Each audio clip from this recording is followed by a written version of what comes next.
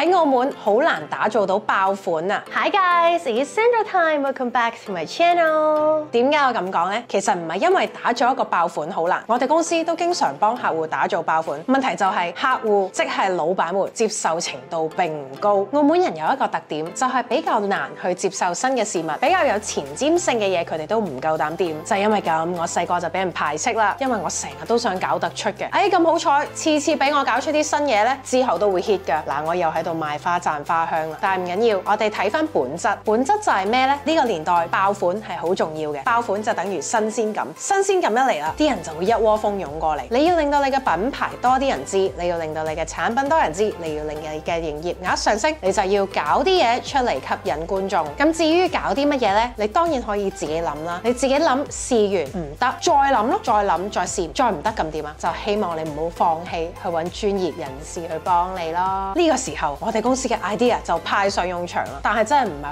好多客人 get 到，唔知你哋又 get 唔 get 到呢？